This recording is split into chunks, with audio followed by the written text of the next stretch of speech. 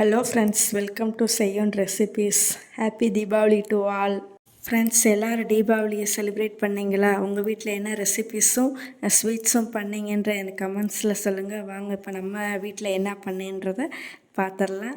ஸ்வீட்லேருந்து ஆரம்பிக்கலான்ட்டு நம்ம வீட்டில் குலோப்ஜாம் தான் ஃப்ரெண்ட்ஸ் பண்ணியிருந்தேன்.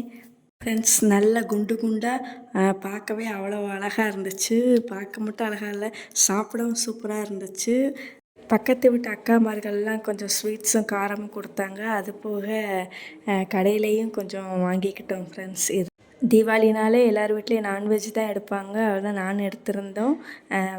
மட்டன் நல்லி எலும்பும் அப்புறம் மட்டன் எலும்பும் கொஞ்சம் கறியும் எடுத்து குழம்பு மாதிரி வச்சுட்டு இதை கிரேவி மாதிரி வச்சுட்டோம். நல்ல குழம்பு எண்ணெய் பெரிய பெரிய தண்ணியாக வச்சுருந்தேன். ஏன்னா இட்லிக்கு தண்ணியாக வச்சு சாப்பிட்டோம்னா கொஞ்சம் நல்லாயிருக்கும் திக்காக கிரேவியை விட. அதனால் மட்டன் குழம்பு தண்ணியாகவும் இங்கிட்டு இட்லி ஊற்றி வச்சுட்டேன் ஃப்ரெண்ட்ஸ். அதோடு இங்கிட்டு மட்டன் நல்லி எலும்பு ஃப்ரையும் ரெடி ஆயிடுச்சு. அதை கொஞ்சம் லைட்டாக கிரேவி மாதிரி வச்சுருந்தேன். சரி, காலையில் இலையை போட்டு ஆளுக்கு 4 இட்லி வச்சு சாப்பிட்டாச்சு. சாப்பிட்டு முடிச்சுட்டு அப்புறம் மதியத்துக்கு இந்த மேரினேஷன் பண்ணி வச்சுருந்த சிக்கன் 65 தான் எடுத்து பொரிச்சாச்சு. பொரிச்சிட்டு சரி, மதியம் சூடாக சாதத்துக்கு வச்சு பொரித்து சாப்பிட்டுக்கலான்ட்டு. ஏன்னா ஊற ஊற அது நல்லாயிருக்கும். அது போச்சு. கொஞ்சம் கிரேவி வைக்க சொன்னார்.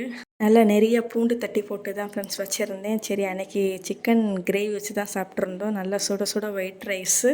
அப்புறம் இது சிக்கன் நான் சொன்ன அந்த இஞ்சி பூண்டு தட்டி போட்டு கிரேவி. அதுக்கப்புறம் மட்டன் தண்ணி குழம்பு பார்க்கவே நல்லா சூப்பராக இருந்துச்சு.